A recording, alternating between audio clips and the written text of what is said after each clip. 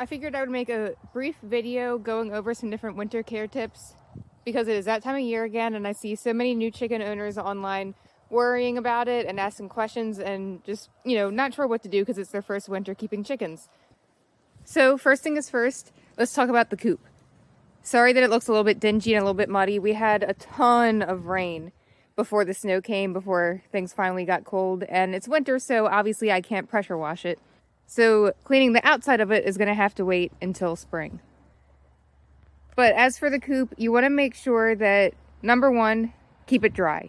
You don't want to have a damp, dirty coop, or that could just build bacteria in there. It would be bad for their lungs because birds have very fragile respiratory systems. So you want to keep it dry and keep it draft free. During the day, I open the small door on the side of my chicken coop so that way they can come out and explore and have fresh air and exercise and sunlight. If it gets too cold, since I leave the door open all day, they're able to go back inside the coop if they wish to. And then at night, I close the door once they're all inside so that way they're safe and they're completely warm. Chickens have really warm body temperatures compared to people, and most breeds tend to do pretty well in the cold as long as they have proper care. A lot of people ask if they should use supplemental heat for their chickens, and that's something that I do not recommend. There are places that sell heat lamps and heat bulbs, typically for chicks, but some people get them for the adults. But there's a few reasons I don't really recommend that. One, like I was just saying, they have high body temperatures, and when they're all closed inside the coop cuddling together at night, they actually keep each other really warm, and their body heat can even make the coop itself pretty warm. So you don't want to overheat them. Another obvious reason why it's not a great idea to use that is because of the fire risk. Those heat bulbs get really, really hot, and think about these feathered creatures with flapping wings. They could knock it down and accidentally cause a fire or really seriously burn themselves. Some people like to use the fake lighting because it can trick the chickens into thinking it's spring, and that might make them lay more eggs. And while that may benefit you, it doesn't benefit the chicken. It's natural for their cycles to take a break this time of year, especially as they're going through molting season, when they're regrowing their feathers, and that takes a lot of energy out of their little bodies. So if you want your chickens to be healthier and hardier and have a longer lifespan, I feel it's best to give them this natural break over the winter where you're not trying to force them to lay as many eggs as they do the rest of the season. A great treat for your hens this time of year is whole kernel corn. It has more nutritional value than the cracked corn, and even my little tiny bantams that I have eat this just fine, so you don't have to worry about that. Just make sure your birds have access to grit. That will aid in digestion. And real quick, let's just give a shout out to Puka for being the bravest one coming out right now in the cold and being the feature of this video, because the other ones are hiding. In case you're wondering, Puka is a golden cuckoo Moran. She is a fantastic layer even in the winter time, and she lays a huge, really dark brown egg almost every day. Oh, there's Kiwi. Kiwi looks rough because, like I was just talking about, it is molting season. If birds lost all of their feathers all at once, they'd be very vulnerable and they would be too cold, so that's why they lose them gradually. And it can take several weeks for them to complete the molting process. It comes and goes in waves. But back to the whole kernel corn pieces. It is a great source of carbohydrates. It helps your birds produce energy so that they can work harder to keep themselves nice and warm. If it's a really cold morning, I'll give a small handful to my hens in the morning and then again before night. Oh, Mrs. Danvers is coming out now. And here comes Fennel. Okay, so now we have some more volunteers. Another thing you can give your birds just as a treat are black oil sunflower seeds. I've talked about them in many of my videos. The oil content in them is really good for your birds' skin and feather health, and they're very high in protein, so it's great for molting season. It's great when they need to keep their energy up to keep themselves warm. However, it is high in fat, so you want to keep this treat in moderation so that they don't become overweight.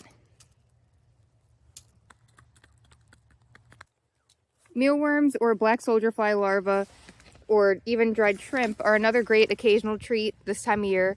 Very high in protein, and since this time of year your chickens can't find bugs naturally because everything's frozen, this is a great way to add some variety to their diet and keep them mentally stimulated. Look, Cobbler's finally coming out too. This is her very first time ever seeing snow. She's the baby of the family, so she is not quite sure what to make of it, as you can see. So now let's talk about their water. I've seen some people online suggesting different things, from adding beet juice to the water to keep it from freezing, and even adding salt to the water to keep it from freezing. I would not add salt to the water because that's going to dehydrate your birds, so please don't do that. Beet juice, I've heard some people say that it will still freeze, it just might take slightly longer to freeze, but if you look at the ingredients on canned beet juice, there's a lot of additives in some of them. So you might want to think twice before adding a bunch of stuff into your chicken's water. So I don't use either of those methods. I have a huge rubber bowl that's pretty well insulated, so it takes a little bit longer to freeze. And I just come out and break up the ice and refill it a few times a day. If you don't have a job close to home or flexible hours that allows you to do something like this, or if you don't have anyone close by to help you if you're away, then there are some other options you can do. You can get a heated dog water bowl or even a heated chicken waterer.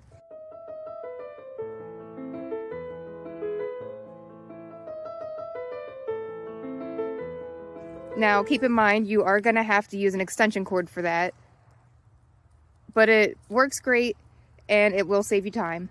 Many chickens don't really like the feel of snow, so what I'll also do if it snows is I'll come out and I'll dig some paths for them. That way they're able to have some areas to go where they don't constantly have to be touching it. And then I'll also clear off, sorry, it's hard to film and do this at the same time. I'll do a better job of this once I turn off the camera. But I also clear off some spots and some perches so that there's no ice and snow on it, so they'll have a dry place to perch and hang out during the day. And as you saw a little bit ago, they also like hanging out under the coop. Since my coop is raised and has a solid floor, so nothing can get in, nothing can dig under, they're perfectly safe if they want to go inside and stay dry, or if they want to hang out under the coop, they're able to do so, and the snow does not go under there. But you can see they'll cuddle and keep each other warm.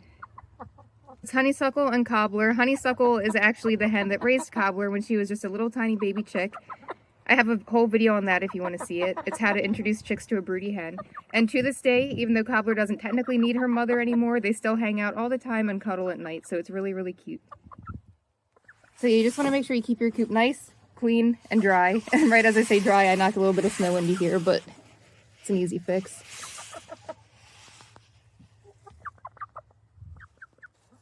And then I have roosting bars towards the back of the coop where the majority of the birds hang out, but these two like to cuddle in the nesting box.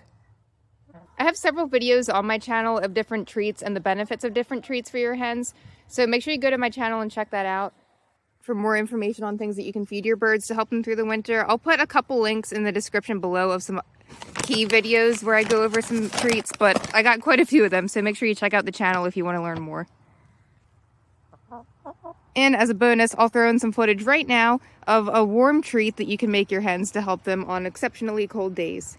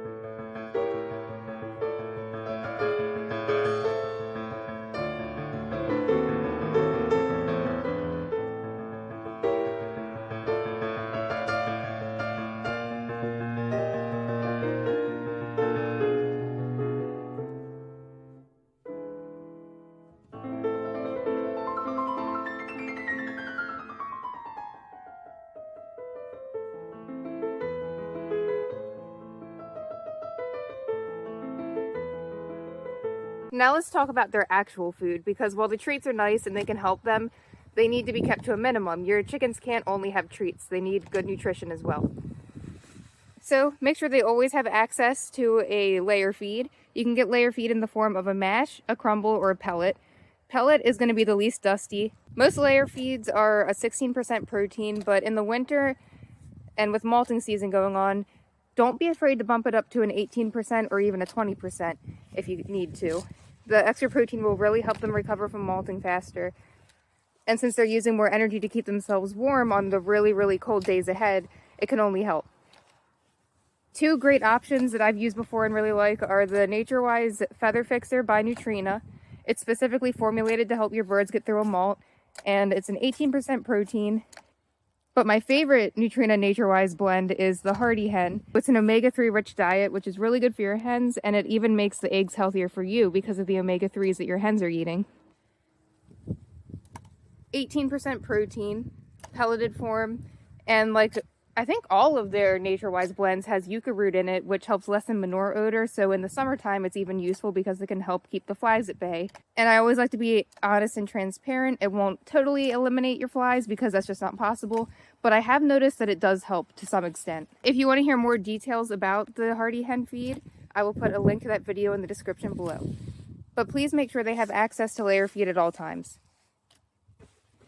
So like I said, I just wanted to keep it brief and give you guys some key pointers there. Since I measured this out to film it, I might as well go dump this in, even though their feeders are mostly full. And it's getting dark, so I'm going to lock the hens in for the night and make sure they're all nice and safe and sound, because no matter where you live, if you live on a farm or even if you live in a neighborhood, there's predators lurking all around. Whether you see them or not, they're there. I'm not sure if this is from a fox or a coyote or a neighbor's dog, but my dog has not been in the backyard today, and when she does come in the backyard, she's on a leash.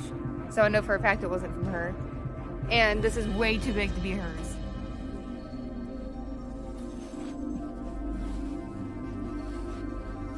Came right up to the shed.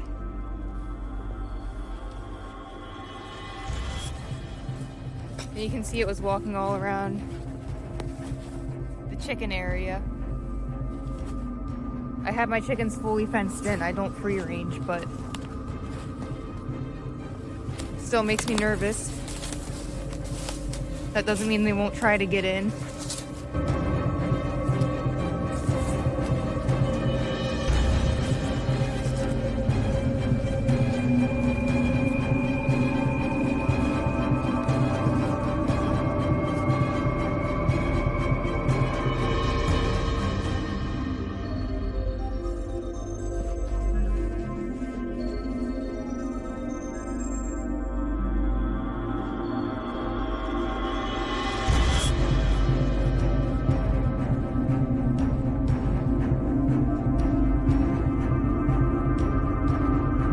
I have a video coming out soon where I'm going to go over some different predator protection methods, so stay tuned. Make sure you subscribe so you don't miss it.